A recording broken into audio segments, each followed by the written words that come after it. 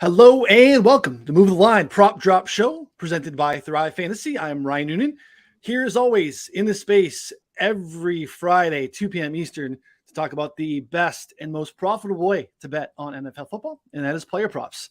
If you're hanging out with us live on YouTube, subscribe so you don't miss a show. Jump in the chat, let us know what your favorite prop is for week 3, something you're on the fence about, something you want to get our thoughts on. Happy to handle those at the end of the show. Joining me here, as always, Connor Allen. Connor, week 3, how are we feeling? Week 2 was probably one of the worst weeks of my life, just like, betting wise, but I've never felt more confident, heading into week 3, blank slate, ready to go in fresh. I'm pumped to break down week 3 and, nail some winners this week. Turn the page. Also joining us in this space every week, man behind the Mayo Media Network, the Pat Mayo Experience.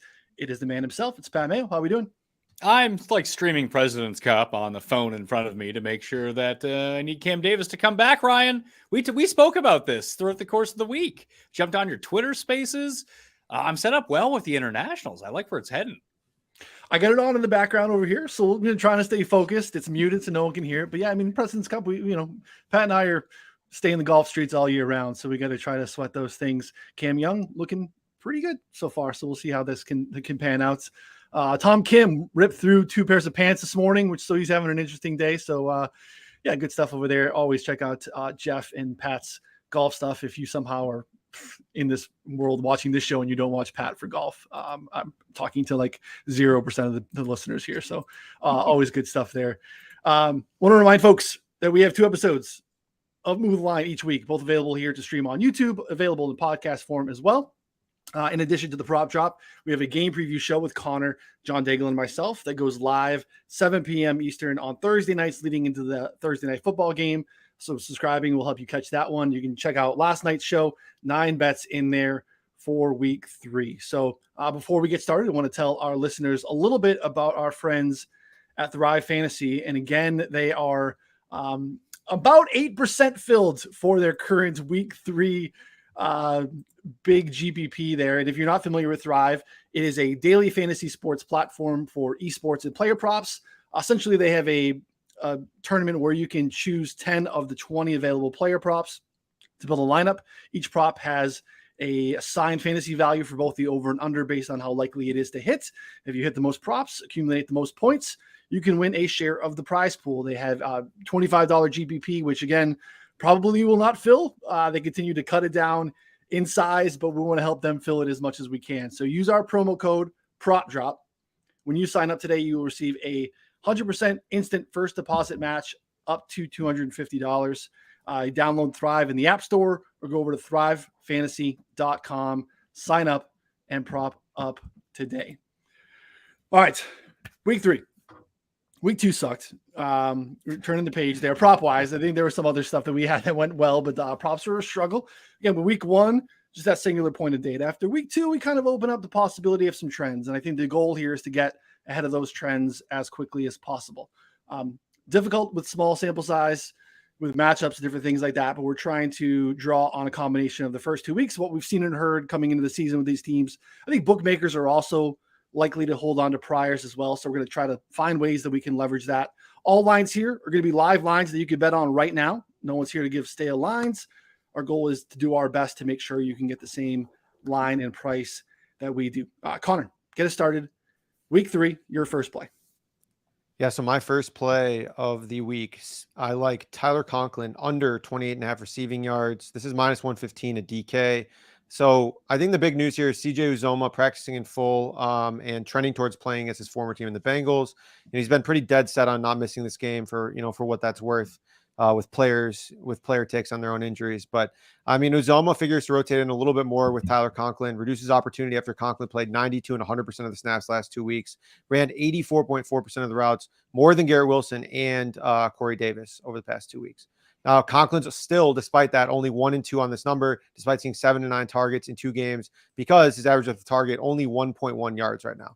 I expected the Jets league leading pass volume right now to eventually regress and probably come down a little bit. And if Uzomah plays essentially any kind of role here, I like the under on his yardage. I know that it's low as is, but with, lower ADOT targets and less volume, I like the under here. Pat, what are your thoughts on the Conklin stuff? It's funny because I had Conklin over 3.5 receptions before the Uzomah news was going to come out. I had to wait for that news to break, and it does look like he's going to play. So no longer a great spot for Tyler Conklin. Although if he ends up being the tight end who runs the majority of the snaps for the Jets, I'm not going to be super stunned. So now it just becomes more of like a DFS play than actually a bet on prop play, because it's not going to lean heavy one way or another for me. But I mean, it would be a stay away for me. There's actually a bunch of Jet stuff I do like.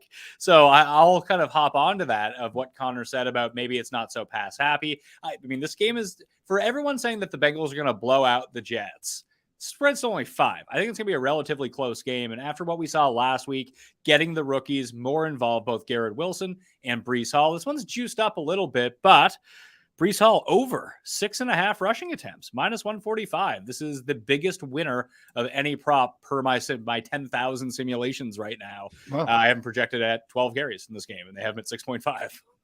That's a huge number.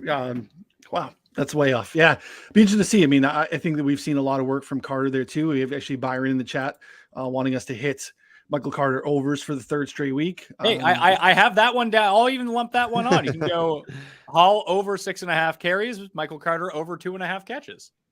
Interesting, Connor. I know you're on the other side of the. I mean, we're pivoting here. We're talking Jet stuff, but I know you're on the other side of some Breece Hall stuff, right? Well, I took the under on his receptions, but that was just because Ty Johnson played a role and they made a clear effort to get him involved in the receiving game in 2-minute drills last week. I think that the rushing attempts is probably the right move here because, I mean, we projected for around 10. I'm not necessarily saying that Breece Hall is going to play, less. He just won't be. I just don't think he's going to be involved in like clear passing 2-minute drills as much with Ty Johnson playing that role. So I think that eventually they're going to have to go towards Breece Hall more on the ground on early downs. Right now it looks like kind of split with him and Carter, but I took the under 1.5 receptions at plus money. Would consider playing at even money, but I don't think that I would touch it at anything more, any juice on the under there. But yeah, I like the over on the attempts. That's popping in our player prop tool as well. I think we have projected for like 10 carries this week. So yeah, I guess the only scare is if the game does get out of hand. But to Pat's point, the most efficient market in all of sports betting is telling us that it is not going to be a blowout. So I think that we can lean on that. I looked at the receptions for Hull as well and going under because I saw the same thing that you did. The Jets game just itself, I feel like if you can get it right based on what we've seen so far, it actually makes for like a nice same game parlay. Carter over 2.5 catches, Hull under 1.5 catches, Hull over 6.5. Like all of a sudden you got like a 5-1 on your hands. We got Hull at 11.9. So yeah, bonus props for you here. Pat, you can give your official first play, but people come in live, they're getting bonus stuff. Pat's ready to go. There we are. I mean, my play was Hull over 6.5. Oh, that was your first one. Okay, good. It's not even bonus. Screw you and your bonus stuff. You just get the 4 we each give. So Jet stuff off the top to get us started. So no problem with that. First one for me will be Drake London over 54.5 receiving yards. This is still out there on BetMGM at -115. We talked about rookies and the Jets getting their rookies involved. Through 2 weeks, Drake London looks every bit the part of a top 10 pick and a guy who is going to be a priority for their offense.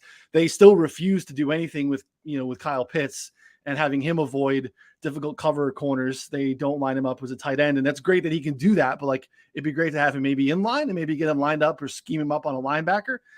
In the meantime, this guy is eating. Drake London is stepping in. Route participation grew last week from 82 to 89. He earned 32% of the team targets to date on the season, 38% of the air yards. Seattle defense, I still think, is one of the worst 3 in the league.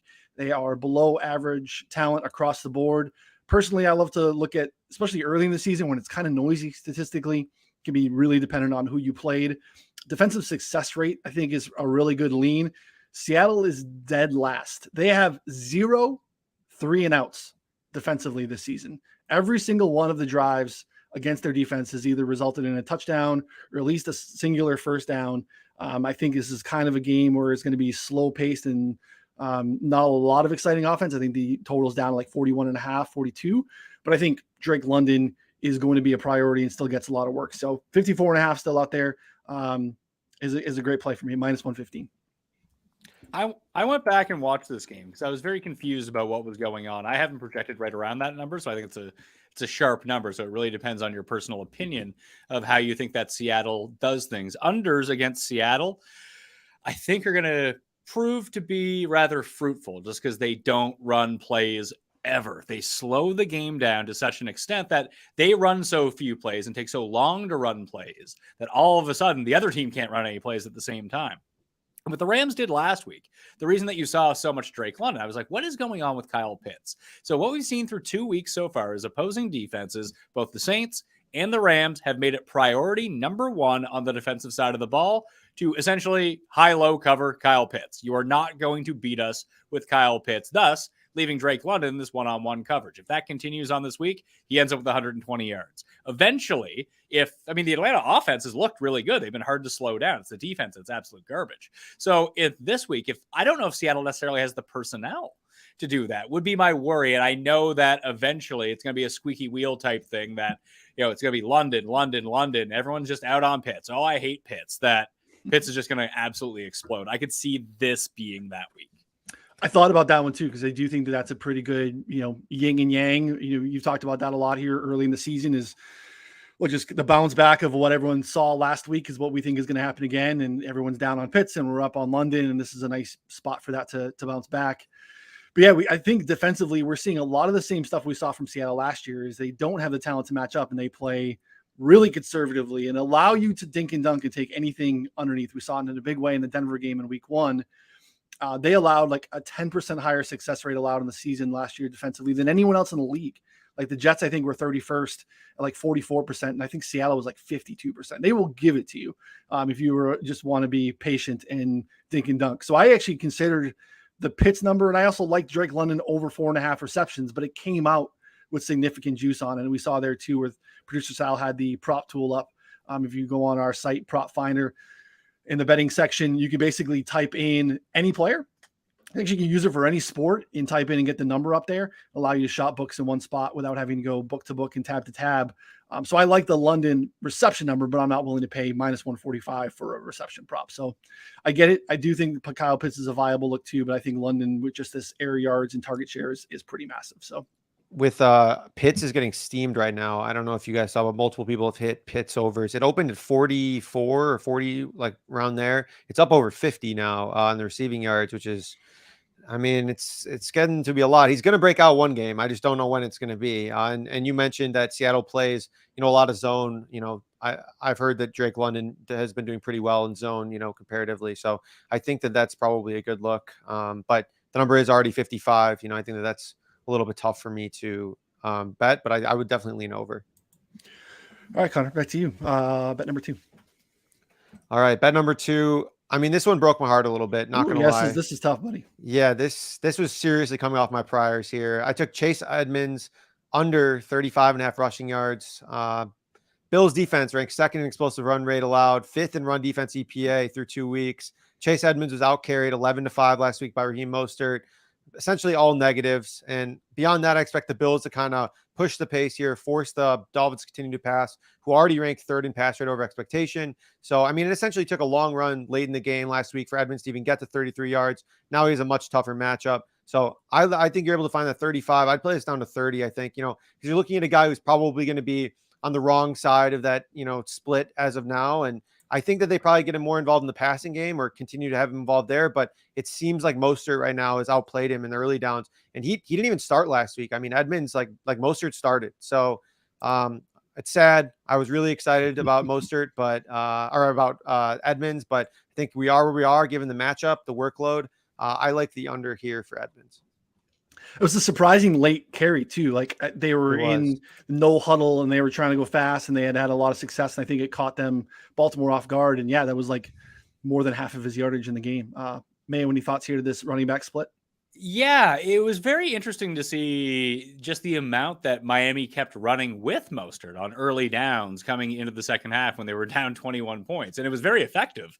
And it kind of set up what they did later on in the game because every time Mostert touched the ball, he was running downhill. And that's nothing new for Colonel Mostert, but he's just always hurt. So you always forget that you're like, oh yeah, this guy's really good. He's basically just one cut, hit the outside edge and boom.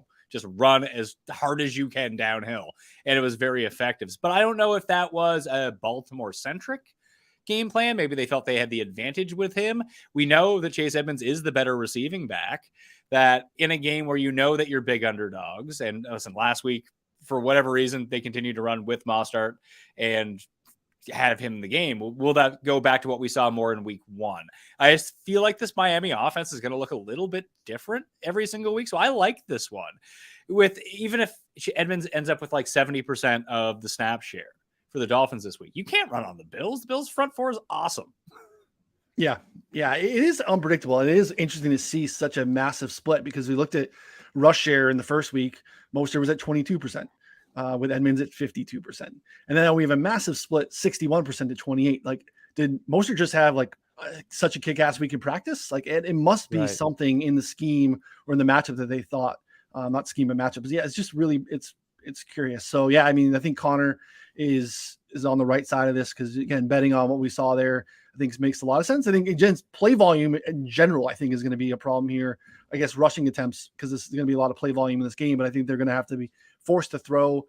And I'm proud of you for being an adult here and moving off of a very strongly anchored take that you had all off season. We did a draft together, and I think you took Chase Edmonds in the 4th at one point. So it was okay. It was a 14-man league. I took him at the 4-5 turn, and it was an all-you-can-drink thing. They can't. At that point, we were already way too deep. So, definitely a mistake. Mistakes were made, and I'm 1-1 in that league for a reason. But also, Chase Edmonds right now, I think he's dead last in the league in rushing yards over expectation, just out of every single running back. So, yeah, I think it's just time to let go. Seems not great. All right, Pat, number 2. All right, I have, and maybe I'll save this for 2 and 3. Pick the number 1 or 2. 2. All right, Juwan Johnson, over 22.5 receiving yards in this game. He continues to be the primary pass catcher at tight end in the Saints offense. Old Trout face doesn't do anything besides block and stand in the end zone. But it's actually Juwan Johnson who's out running routes. Kamara's back, but he's clearly not 100%. I don't know how effective this rush game is going to be. We've even seen Carolina be pretty stout against the run, to be perfectly honest. You can pass all over them. And I think that's what we're going to see from the Saints this week. Everyone's talking about Olave and how he had 4 million air yards in garbage time against the Bucs. Like, that's great. This isn't the Bucs defense, for one thing. You can actually move the ball on the Carolina defense. What is this? 2 catches? That's fine.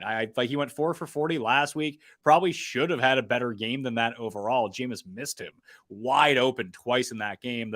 This could be 1 catch for Johnson, or he could just pile up 3 greasy ones and get over this number. I haven't projected for over 30 points or 30 yards in this game. Getting 22.5. It's -110. I like it a lot. When you actually get a tight end with route participation mark over 70%, that's like elite tight end usage. And that's where we're at with Johnson 2 weeks in a row, 79%, 71%. Troutman is barely out there, has not seen a target all season. So I'm with you. I think it's a pretty good look. What do you think, Connor? I love it. That was actually on my list. I didn't see it until now. That's why I was looking for it in our prop finder. It looks like 22.5 across the board. I think, correlated with that, you're probably going to see a reception line around 2.5. I think both overs are great looks considering his, route participation, as you mentioned, and the stats there. Also, Luis, newly appointed VP of strategy at 4for4, is now wanting to give away free Move the Line t-shirts. So anyone here in the chat, chime in. We will get you a free Move the Line t-shirt. Appreciate you guys hanging out here. Can I have one? For sure. We'll get Pat a hoodie. Yeah, Pat gets a hoodie. The hoodies are really nice. The t-shirts, nah. T-shirts are really nice if you wash your own car and you want to detail your rims or something like that. Imagine washing your own car. You need to win more prop bets, pal. Seriously. I'm talking to the subs, Pat. Yeah, well, they're subbing so that they can win the money and don't have to wash their own car. This is a great point. Yeah, it's a very comfortable t-shirt. We'll leave it at that. Very comfortable t-shirt. But the design, sorry, Luis, I'm not sure if it was Luis's design, but they're comfortable t-shirts. So, all right. Number 2 for me is Dameon Pierce, over 58.5 rushing yards. This is on FanDuel. I actually got this for our subs at 55.5. Connor and I jumped on this when it first jumped out. Really bizarre running back usage, I think, in week 1, especially considering how they handled and talked about Dameon Pierce late in the preseason. but they gave him the keys in week 2. Rex Burkhead was used solely on passing downs. Pierce handled 100% of the running back carries. He's third in the league in broken tackle rate, which we know is one of those sustainable stats for pretty indicative of skill set, I think, too, for running backs. And I think the quote that we saw too from Lovey this week really solidified his role. I don't know if you guys saw this on Twitter. He was talking about how as a football team, we need to finish better. I've said that an awful lot to the team, but I haven't said it to Damian. He finishes plays. He's what we want to be. So all those things are encouraging coming off of the back of 100% rushing carry. So the Bears have offered very little resistance against opposing ground games this season. They are 27th in Football Outsiders DVOA. They are 26th in explosive run rate allowed. This is a pretty coin toss game here. 2.5, 3 points the spread. We have him projected for about 18 carries. I think even in the 14 to 16 range on the low end is probably a pretty good look here. We have him projected for 76 yards. So Pat, would love to get your thoughts here on a play that Connor and I are both on. I love it. I actually had this one down until I checked the spreadsheet, saw you had it, and I was like, wow, I don't want to double down on this one. But we can talk about all these things, even if he doesn't handle 100% of the rushing attempts. That's okay, especially in this game, because it's two teams that want to run the ball a lot, don't necessarily stop the run all that well. And weirdly enough, in game neutral situations, through 2 games at least, not that Chicago has played a ton of neutral situations, but when they have, they run a lot of plays really quickly. And then you take a look at Houston, they're 4th in the league in terms of game neutral script and how fast they play. So you have 2 teams that are really fast. Yes, it bleeds the clock because they both do a lot of running. But normally in a game like that, when we think about Seattle, it's like, wow, they're just going to basically take down the play amounts from everyone else. Because not only is Seattle a very slow team, they run a ton and don't run a ton of plays. That's not the case with the Texans or the Bears. They run a ton of plays. They just happen to run a lot. So I just think through attrition alone that you're most likely going to get there. The only problem with this one, and this is why it's sports betting, it's not sports locks as we go into it, is that, if Burkhead is just all of a sudden playing 60% of the snaps this week, it's like, oh yeah, the Texans are stupid. This is what they do. Yeah, that's actually why, when I hate to buy into like narrative or coach speak, that's kind of why I was encouraged with that quote from Lovey, is that you feel like, all right, they gave him the keys last week. And like you said, 100% is probably not in the cards again, but even if he's dominating and we're in like the 75% of the running back carries here, that's why I think even with our projection upwards into like the 18 carries mark, I think he can still get to where we're looking for him to get to in the 14, 15 range. So I feel pretty good about that one. If you looked, it looks like it's moved a little bit. There's some 60.5s, 59.5s, starting to get a little pricey. But I don't mind it under 60. So Cotton, any thoughts now that it's moved? I know we got it at 55.5. Hit the alts. I think the alts are the way to go. Ladder. I really think that this could be a ladder game. I think that you should be hitting like 70 plus, 80 plus, 100 yards. I know is plus 470. I mean, he saw all the running back touches or all the running back carries last week. Amazing matchup, like you had outlined there. So yeah, I think that you should be hitting some alts here. 90 plus yards, plus 320. I just think that this line is too low, and just like they're factoring in week 1 too much, where it seemed like, I don't know. It seemed like they really want to go towards Damian here. Yeah, broken tackle rate is nice too and encouraging. Connor, number 3 at the turn. Yeah. So I will give this out on the show here. I just got a message saying that potentially Justin Herbert is on the outside looking in for this game against the Jaguars. So, and the line just moved all the way from 7 to 6. So I don't think that this is a complete false rumor there for those in the show. I know this is a prop show, but any unders on pass catchers or just hit the Jags outright plus 7, all good looks. Jags. Yep. So, all right, let's see here. Third bet, Marvin Jones. I actually just speaking of, I took the under here, but I think this is still fine, obviously, even if that happens. Marvin Jones under 42.5 receiving yards. I took this at DK or MGM. He's 0-2 to this number this season. Now faces the toughest matchup to date against the Chargers. He'll likely square up against, Asante Samuel Jr. for most of the snaps. I lined up at left wide receiver last week at 40 to 54 snaps. Samuel plays the majority of his snaps out wide at right cornerback. So I think that should be a pretty tough matchup for him. Samuel currently PFF's 23rd ranked corner in the league. Not to mention, Marvin Jones is a little bit dusty here. So, I think that the under here is probably the right look. Over 40. I'm just shocked to see it there. I know Lawrence has played awesome. and I'm like buying into the Jags. I just think that this number is a little bit too high. Yeah, Pat, what are your thoughts on that? My initial thoughts on it were leading exactly with Connor, and then I checked out what my projections tell me, and I have Mervyn Jones as a strong over to this number, no. weirdly enough. I have him at 50 total yards in this, 4.5 catches, 7 targets. Just seems like, and maybe this will shift it back, because I had this as a very high pass volume game for the Jags. And I felt like Evan Ingram was a bit overinflated based off last week. You mentioned Juwan Johnson running more than 70% of the routes on dropbacks. I mean, Evan Ingram's inside the top 10, over 70% with that. Tyler Conklin was, and we'll see if that continues with Uzama back. But if Uzama sits, like that would be the one thing I'd be worried about with locking in some of these Conklin numbers right now, is that Uzama can say he wants to play all he can. And like, was it a limited practice today, Connor, or was it a full practice? It was a full. He So came back in full and said that he was, quote, trending towards playing, and then early in the week was like, I'm gonna play like against my former team. That's my analysis of he's gonna play. So Connor's Uzama banking on is what we want to play here. Yeah, Connor's banking on more than one play from Uzama because, Yeah. he wants Hopefully. to be dressed, run out the tunnel, be out there to warm up, and then be able to not be in street clothes when he shakes their hands at the end of the game. So maybe he could do that, but hopefully on more than one play. Yeah, but I'm with you. Like, I don't love that one. That's just more of a stay away for me. I'm going to go to part 2 of my crappy tight ends and their overs, along with Juwan Johnson. And this is just from like watching their games, how you expect this game to go. I am worried about this Kansas City Indianapolis game. It just feels like Indy is the right side on the point spread, and Kansas City might not tune them as much as Johnny Public thinks that they're going to. Either way, Kyle Granson is 15.5 receiving yards at DraftKings Sportsbook right now.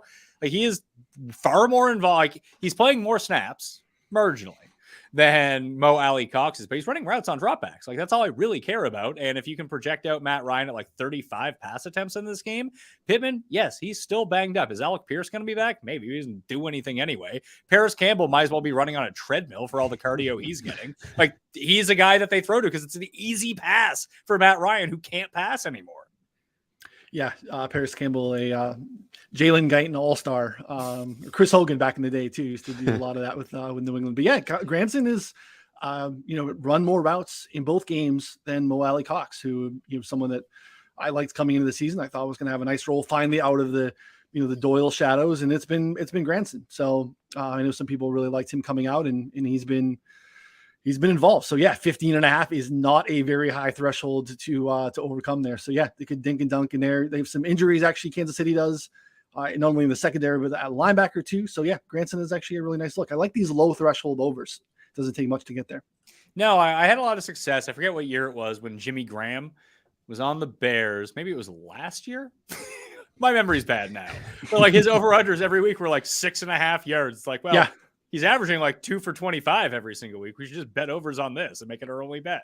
I think I had an episode of this show last year where I had all 4 of my plays were like tight end overs, over like 28.5 yards or something like that. It was just all like really small little stuff. So yeah, no problem. Let me ask you about this one, because I'm seeing the numbers right now. It's looking more and more like Hunter Renfro's not going to play on Sunday with this concussion. He still has time to pass protocol, but it's not looking great. So right now, if you want to bet Mac Hollins, who was super involved last week, 35.5 is his over under. It just got readjusted. They just boosted it up because it was 28.5 at minus 190. It now just reset itself at 35.5. This is going to be a really popular one, just based off what we saw last week. I think I would actually pivot and go Foster Moreau over 14.5, because Mac Hollins is kind of a receiver, but he's actually just a tight end. And I think that Moreau is going to end up running more routes. That's just my take on it. Interesting. Connor and I were talking before the show about Darren Waller looks. And Waller wasn't I haven't heard anything injury wise, but he wasn't really involved late in that game. So I'm not sure if there's anything to be worried about. But yeah, we saw a spike in routes run for Foster Moreau last week, 45% after 22%. And he got targeted on 17% of his routes run. Connor, any thoughts on basically the Raiders, outside of Renfro? Yeah, it was interesting because Hollins was playing a ton in like 2 wide receiver sets. And like, it wasn't Renfro for a while. It was just like Hollins and Adams. And they were just like, blocking a lot of times still, but it was just strange because Renfro, was playing a lot more last year. And now Seemingly he's playing a little bit less. And now with him out, though, I don't really know who kind of takes that role or soaks up more targets, because Renfrow is still being targeted a good amount, earning targets. So, I mean, you're looking at whatever 7 to 10 targets a week, essentially, now being dispersed throughout the Raiders probably for this week. So I would lean Moreau overs are good. Darren Waller overs. I would still lean over on Matt Collins at 35, because I think he sees probably 4 to 5 targets here again. But I mean, it could also be a Devontae Adams game where he sees whatever, like 12, 15 targets, and all the other ones go under. So I don't know. I think I'll probably have to look at it a little bit more in depth. Yeah. Squeaky wheel gets the grease there with Adams for sure, after Right. dominating in week 1 and then just getting basically skunked against just maybe the worst secondary in the league. It was a very, very peculiar thing. All right. Number 3 for me is Amon-Ra St. Brown, over 70.5 receiving yards. This is still available at -110 on points bets. Very encouraging. We know we have like the grit and all the things about, Dan Campbell and wanting to be an old school, establish a guy. They're throwing it pretty high rate in situation neutral times. Like, again, they don't have a lot of those either, because they've kind of either been up early or trailing behind. But interesting to see, again, they got up pretty big early against the Commanders and came out on first down and through, up 17, up 24. So bodes really well for St. Brown, who is now on 8 straight weeks of double-digit targets. He's topped this yardage mark in 7 of those 8 games. The matchup against the Vikings, again, this is probably one of the highest scoring games of the week in the Dome. Fast track, really bad secondary for both squads. Minnesota's allowed the 5th most passing yards per game through the first 2 weeks. And again, Sun God 4th in target share so far this season. So I just think this is a really too low number. I don't think the books have adjusted to kind of what's carried over from last year. I know there were concerns about how he ate last year, mostly with everyone else on the lineup, without Hawk, without Swift, but it's continued. And I think what he's seen, he's continuing to earn targets, and I think he's going to eat in this game in a bad matchup. What are your thoughts, Pat? I want to play Swift overs in this game on everything, because I think it's Swift who beats up on the Vikings. Not to say that Amon-Ra is not, but I think that Swift is the way I would try to take this. But cowards who run sports books will not release any Swift props. It's outrageous. Well, I think because he's questionable, right? Or he's like limited. I think he was far more questionable last week, and he still dominated. He did dominate. Yeah. Well, didn't dominate in very few touches. But yeah, I think the word today in his practice report was he was hobbled, a hobbled Swift. So yeah, you'll probably get him by the time Sunday rolls around. So it's just like, I want Fournette over on everything. Oh, he's questionable. He's going to play, and he's going to have like 30 touches. Yeah, I want that too. And Connor got a piece of that too early. Connor, any thoughts on the Sun God? No, I think you have a good read on it. I mean, it's over or nothing for me. I mean, it's already 70 yards, so it's kind of like high, but just the usage is like insane. So I know that's your jam, the good wide receivers overs, and so yeah, exactly. Keep eating. Second to tackle props, but yeah, that's the other place. I'm not necessarily a thought leader in the elite wide receiver over space, comparative to where I'm at from a tackle prop standpoint. But we'll get there. We'll figure it out. Connor, bring us home, number 4. Yeah, my last prop here is I couldn't do all unders this week. So last prop, Tua over 35.5 pass attempts. I expect this game to be fireworks. I think it could look similar to their last week against the Ravens. So these two teams with the Bills and the Dolphins ranked 1st and 3rd in pass rate over expectation. The Bills last week, doesn't matter. Gabe Davis goes out. They passed 74% of the time in neutral game script for however long that lasted. But the Bills offense just had no problem moving the ball against the Dolphins last year with the same defensive coordinator, scored 35 and 26 points against them. Now the Bills defense is going to be missing Micah Hyde, Jordan Poyer, Dane Jackson, and probably Jordan Phillips. He said, it looks iffy. So missing 4 of their top defensive starters. And we know that the Dolphins want to pass the ball as is. So I think that we're looking at the Dolphins coming out and throwing the ball in neutral game scripts. And then in negative game scripts, they're going to be throwing the ball the entire game. So I think that Tua had 50 pass attempts last game. And he had 33 in week 1, despite playing in like a slow, low scoring game against the Patriots. So now you're getting like a fast up tempo game with a lot of scoring and passing. I think the over here is the move. So we have him for over 36 pass attempts now. I think that 35.5 is a good look there, and you're still able to find that at most shops, I believe. Yeah, look, Sal's got it up here for us. It looks like the best place to go is MGM. Everyone's got 35.5. MGM has -110, which is a good look. And yeah, I'm on this one with you too. I just think we see a good amount of play volume here. Pat, what do you have here on Tua? I thought you were going to say over 35 and a half interceptions, because I would have taken the over on that too. Yeah, I mean, I think that we had some issues actually with our projections. So I was curious to see what you had, because I think, long term, you want to regress back to, the mean off of obviously a top 1 percentile outcome for Tua, what we saw last week. And then you also have this situation where, Buffalo historically in the last couple of years defensively has been really strong. They've not given up a lot of big plays. They've really limited offenses in general. But the one thing that's not really accounted for is what Connor mentioned too, and that is just the clustered injuries, especially in the back half too. So not curious. Yeah, but I've heard people talk about this all week, and it's great for me because I've hammered Bills -5.5 at one point, got it at 6 again. And I have Bills alt totals in this game, like 16.5. And maybe I'm just way off on this, but I don't think not having a secondary matters against the Dolphins. As counterintuitive as that sounds, the big difference between Baltimore last week and the Bills this week is the Bills are going to rush 4 and be in Tua's face the entire game. Tua was not under any sort of duress against the Ravens. The moment you put any pressure on Tua, he folds and he just starts throwing picks and forcing the ball. So I think you could have like me out there in the secondary. It's like he's not going to have time to throw the ball deep. And so it's not really going to matter in these one-on-one coverages. Perfect. So that's why we went attempts and not yards too, because I also poked holes. I'm more on your side with this too. Big Bills guy checking in, team total over, Bills minus everything. But I think from an attempt standpoint, I think Tua can get there. I'm a little bit more, reluctant to think that he has like a newfound efficiency. I do think Mike McDaniel can be a guy that can scheme yak in a big way, like what we've seen San Francisco do over the years. But to your point, pocket collapses, very different beast there. But I know Connor is a little bit more pro efficiency as far as Tua goes.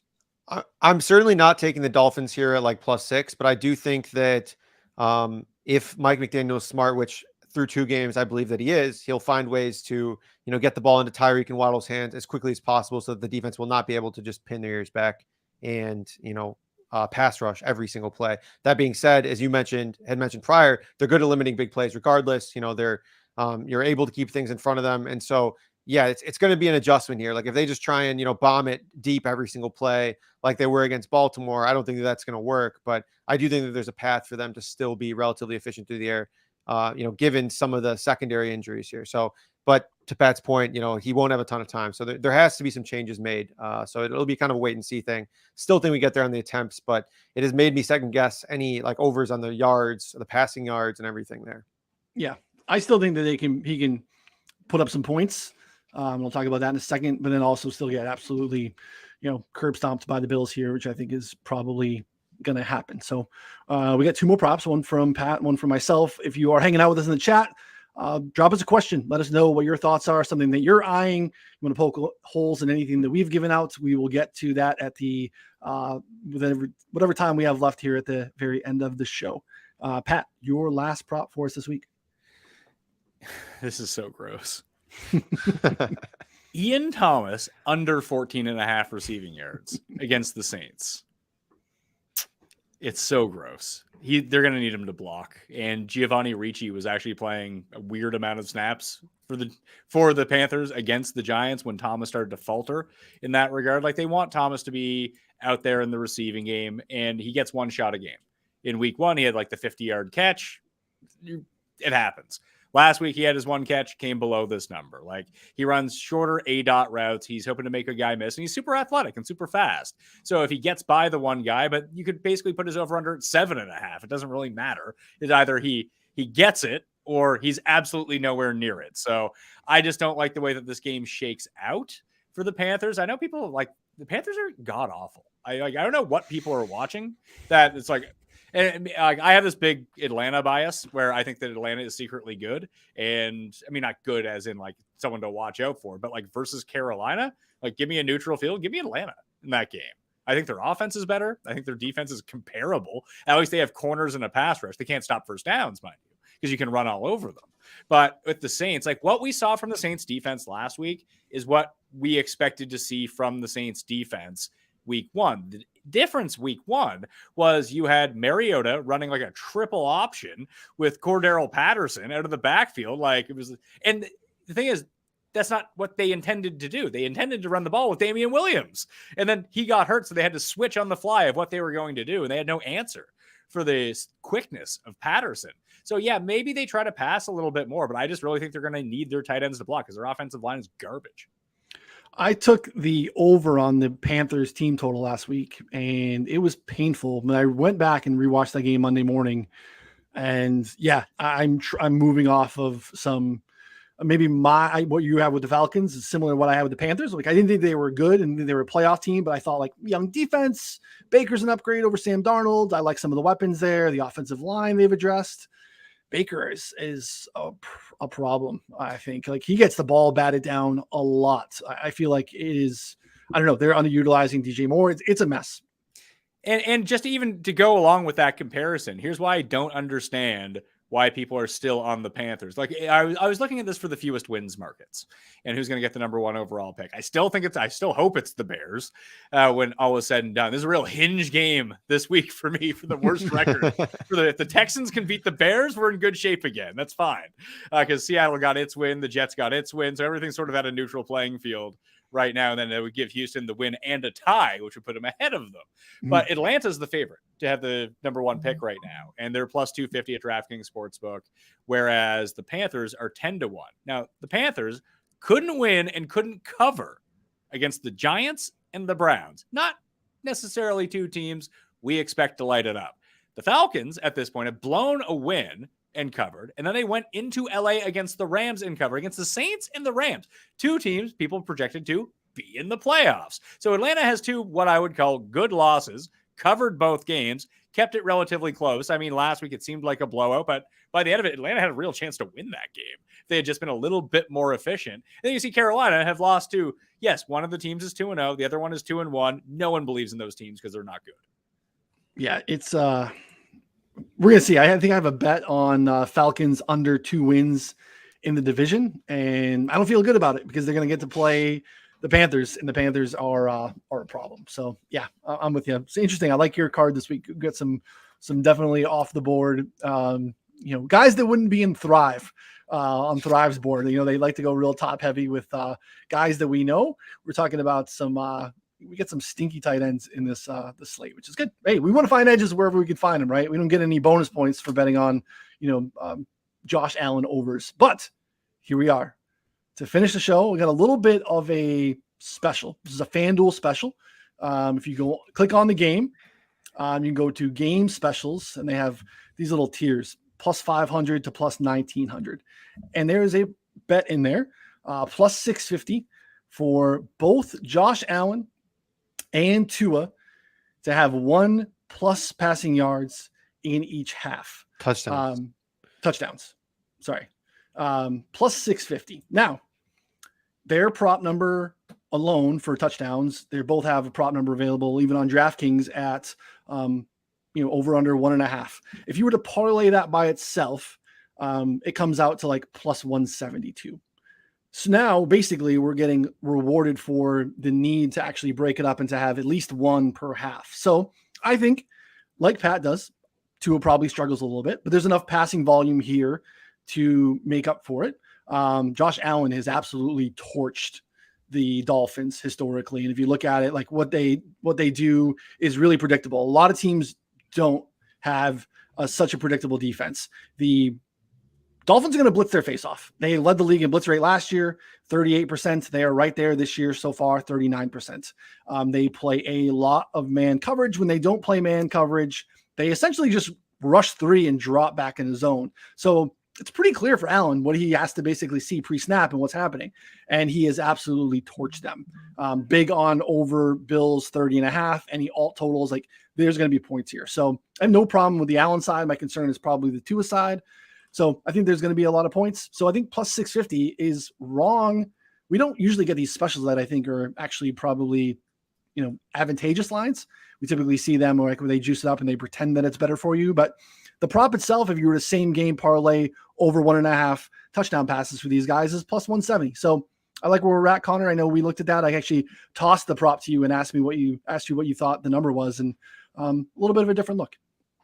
Yeah, I like it. I guess the only question is, does Tua get there? I'm of the belief he does, so I think that it's fine.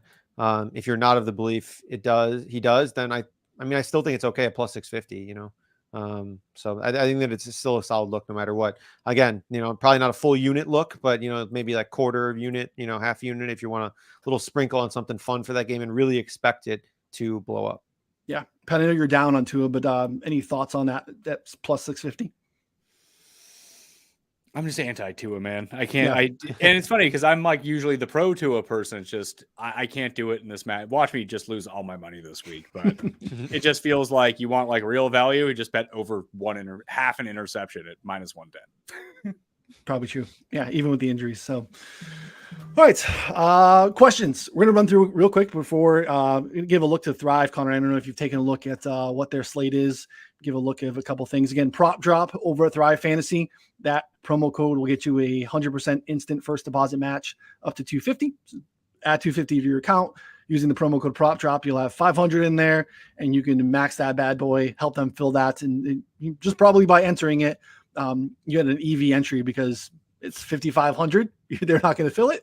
So you're probably looking at some money. But Connor, what are some early looks here in this week's Thrive GPP? Yeah, just to speak to how soft it is, I think I got 4 out of 10 entries right and still cashed last week. Like it was like pathetically low. And because of the overlay, I still ended up making money.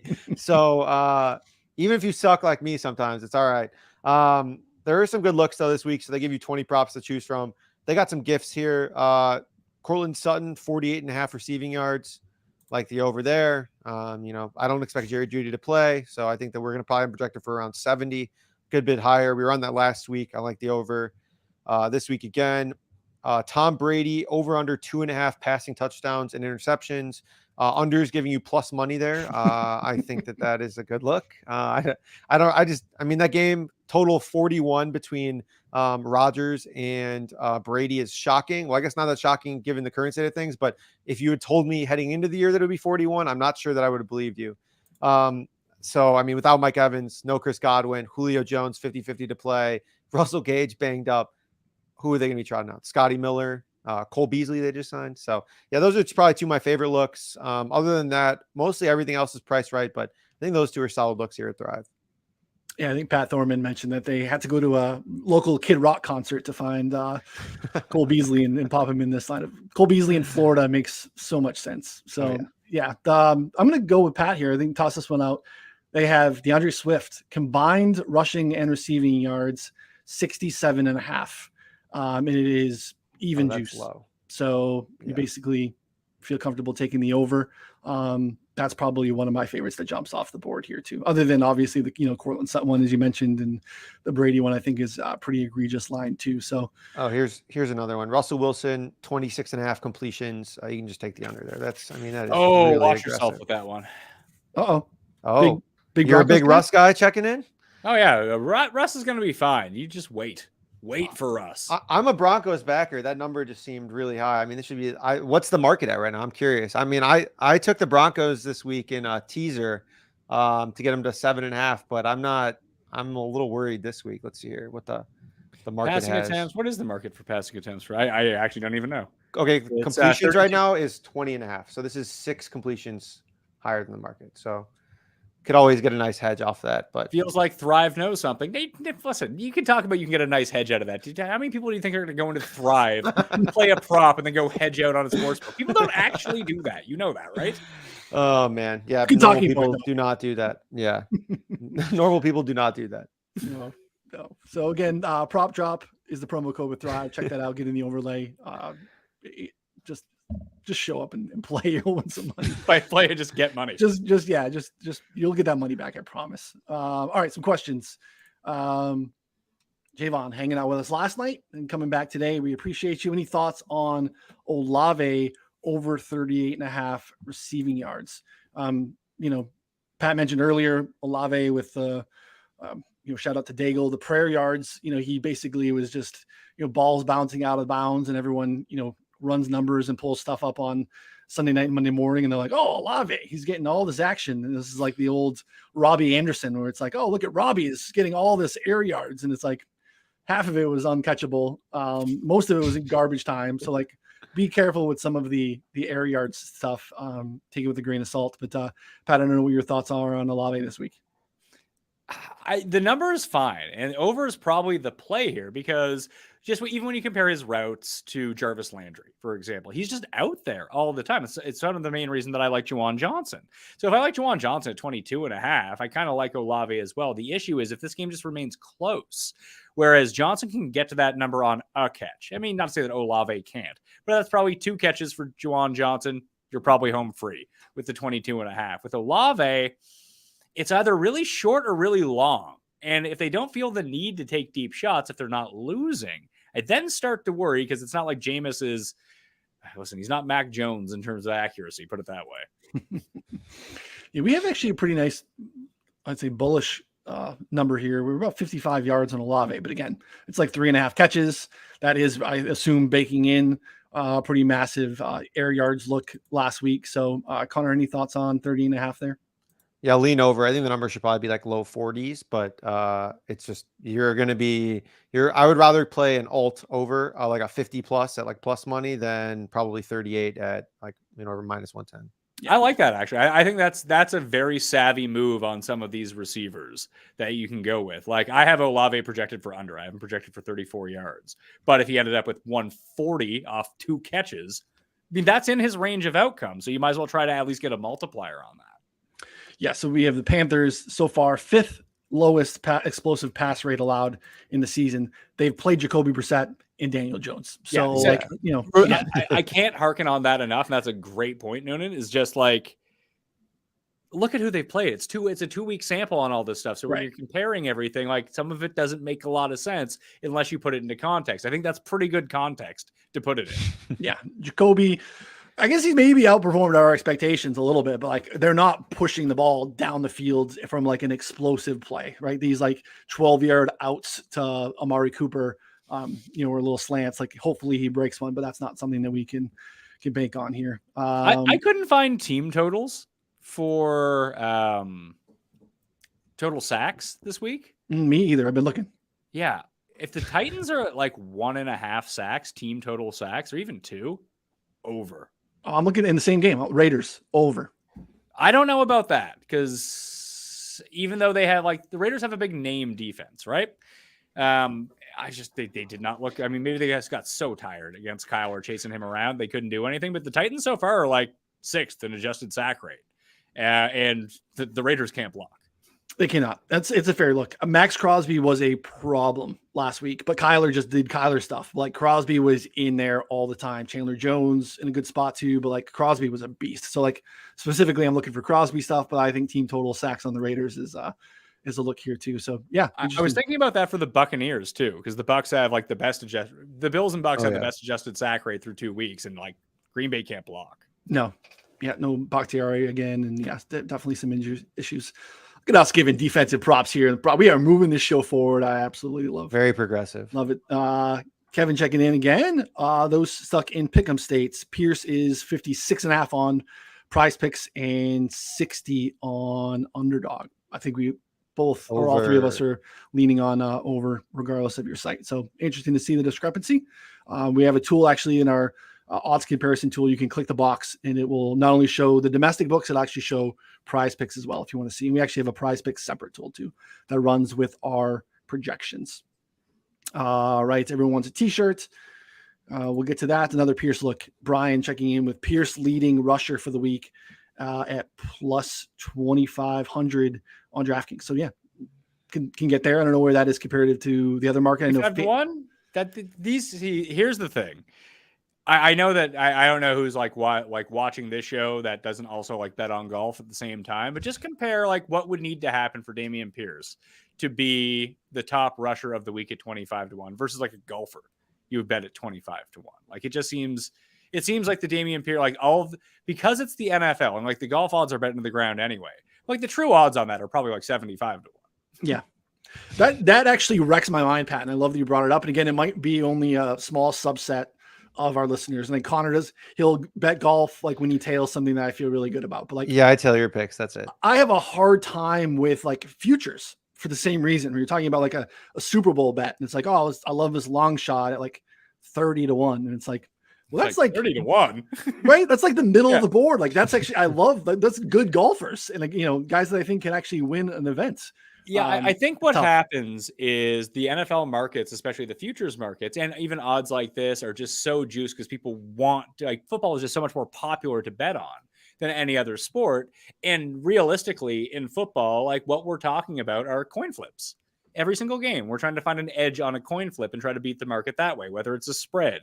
I mean, people love betting like minus 200 money line favorites. So the only market with like payoff, and this is what like low limit players is how they lose a lot of money, because they don't want to bet $100 on a game or $500 on a game, and they don't want to bet $10 on a minus 110 at the same time to win $9. So they're looking for a way to maximize their $5, their $10, their $15 bets. That's why you see so many parlays get put together and just all of these losing situations that you put yourself into. But the markets in football, where people just get so used to a minus 110, a minus 125, a plus 105, that when they start offering things like 25 to 1, listen, it could hit. Listen, I think it's in his range of outcomes this week. Most definitely. It does not happen 1 in 25 times. That happens 1 in 75 times. It's just you get so used to these like coin flips that a 25 to 1 looks like bonanza if you can hit it, when it's just really not. It is not worth that. Right, because you're looking at the rest of this market here too. So it's like Jonathan Taylor at the top is like plus 550 and against the Chiefs, and then it's like Derrick Henry plus 850. I mean, it's just like every odds are all of them are bad. You know what I mean? So they're horrible. So then you're looking at like you're like scrolling down and you're like, oh, Damian Pierce is like 15th on the board here behind like Damian Harris. You know what I mean? You're like, oh, this is fine. This is an okay look here. So like, yeah, it's all just like they condense the market. I'm sure the hold on this market is like insane, but yeah, it is a lot of fun. Well, let's just try to figure it out in real time right now. So what did you say? Plus 550? Yeah. And then what's Henry? Henry's plus 850. He's plus 850. And who are the next two? Mixon's 12 to 1 and Fournette is 14 to 1. 14 to 1 to lead so what you basically have is, we'll just call it 500 just for the sake of this, and we'll call the other one 900. So you have what? A 20% chance that Jonathan Taylor leads the league in rushing this week. It's not true. Yeah, that's not true. Yeah, definitely not true. And then we have what, a 12.5% essentially on the plus 900. So we're already up to 32%. Just by the two top guys, two guys. 32%. There's a lot of people that rush the ball throughout the course of the week, and even at the 12 to 1 and the 14 to 1. So now we're going to add on another 8%. Now we're going to add on another 6% of it. So that's 14. Yeah. So among the top 4 rushers in overall hold that you're looking at in terms of probability, we now have 48% of the probability wrapped up in 4 guys, and the rest of the market does not reflect that whatsoever. No, and it gets better. There's 6 more guys lower than 20 to 1. So there, so you're looking at more 6%. So that's another 20 to 25% wrapped up in those guys. So and you're not even like halfway through the board. So yeah, we're up to 73% of total hold. So yeah, I get why people want to play it. Yeah. And if you're right about Pierce and you think he can go off, listen, I'm not going to talk you out of it, because I play first touchdown bets, probably the stupidest market in all of football. Why? Because I like to watch a quarter of a primetime game and go to bed.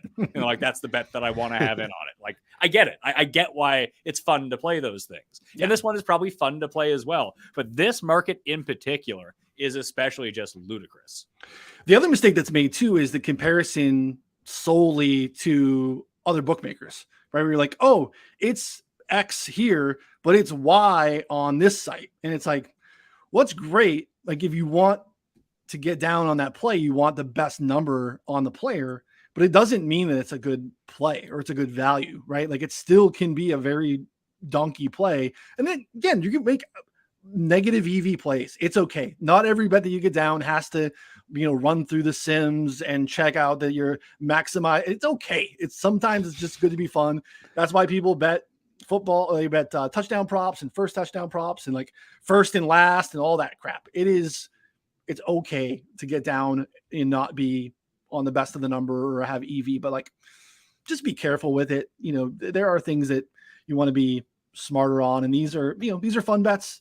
We got down, we actually in our Discord, someone popped, these numbers actually broke on FanDuel. Steph Diggs was 24 to 1 to be the top yardage receiver for the week. That's a bad number. It feels like it's now, but it's not though. That's right. Probably actually like a true value. Correct. Now it's down to 9, right? Where comparatively to the rest of the market, he looked like a sore thumb because it's like, why is Steph Diggs all the way down here in a game that everyone's expecting to like shoot out into the 50s? He's coming off of a massive game. Why is Steph Diggs 24 when like Cortland Sutton is 21, right? Like, so again, that can help in the screenshot to like comparatively, but it's also dangerous. Yeah. Does Diggs have a 4% chance to lead the week in receiving? I actually say it's probably below that, considering he's probably like a, I don't know, 66% favorite, 70% favorite to be the leading receiver on his team. You always have to think about that stuff too. The best odds that you're going to find at like plus money right now, because it's early in the season, they're running all these promotions, or just wait for whatever the random touchdown boost is of the primetime game that night and take it. I mean, they're gonna limit you, but this probably isn't for huge bettors anyway. Like, I mean, I can use Bet365 where I'm at for the Monday Night Football game. They were like Steph Diggs plus 300 anytime touchdowns. Like, just take it. Like, he was minus 120 to score a touchdown. They're just the max you can bet on it. Just find those and max bet them. I don't care if you think it's going to happen or not. Those are actually the best odds you're going to get. Yeah. Yeah. I got to pop in here real quick. Again, another update. Just got an update from Fantasy Life app here. Justin Herbert not throwing today during period of practice, open to the media. So the line is not on a 3.5. So someone else is a little bit more confident than I am that Justin Herbert's not playing. Hopefully some of you guys there in the chat got down on some 6s, 5.5s, because those were hanging around there the last 20, 30 minutes. But now looks like it's down to 3.5 at some spots. So pretty wild movement there. Yeah. Interesting to see. So we appreciate your questions. We went on a tangent today, so we didn't get to all your questions, but we appreciate you guys as always. We will be back in this spot, of course, next week. Real quick though, producer Sal, you can give me a yay or nay. Do you have a prop? We can get to that real quick. But I don't see your prop tool up, so I'm not sure if you're ready to go. He's got a prop. Sal, hit it.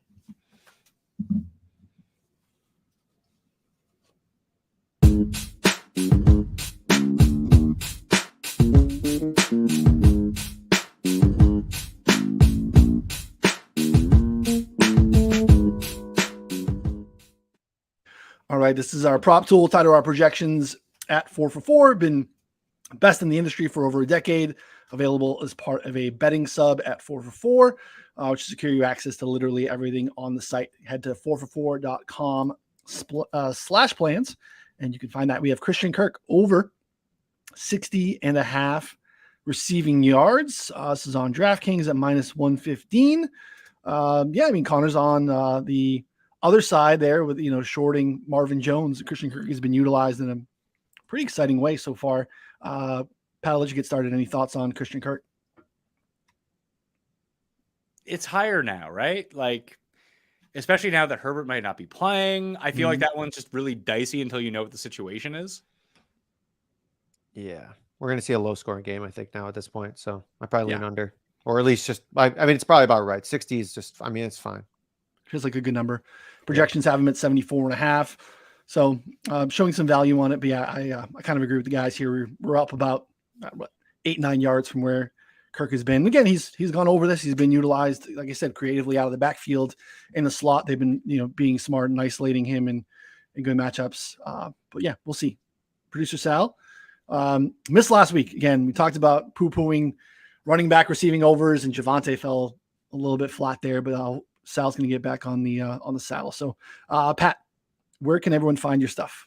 At the PME on Twitter, Mayo Media Network on the YouTubes. If you're already on the YouTubes and you're watching, it's an easy switch over. After you finish this, go check it out. Me and Tambo just talked about DraftKings picks, and I mean, we thought Justin Herbert was playing, so it's kind of weird to promote that now, but it was a fun discussion. I actually changed up my DraftKings show this year for daily fantasy, and I think it's better now than it ever has been, because it's more of an open discussion about how are we actually going to play lineups this week. It's not like, well, do you like Kupp or Jefferson in your lineups? It's like, well, if you're not playing Stafford and you're not playing Cousins, those two guys aren't an option. So, you know what I mean?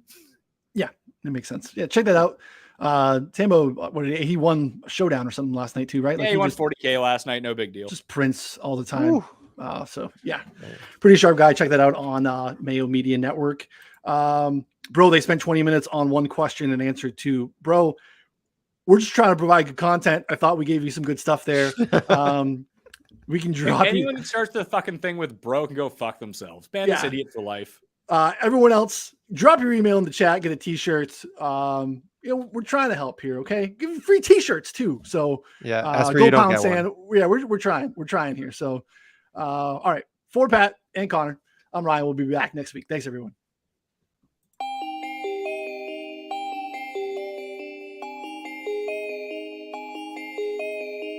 Bromy.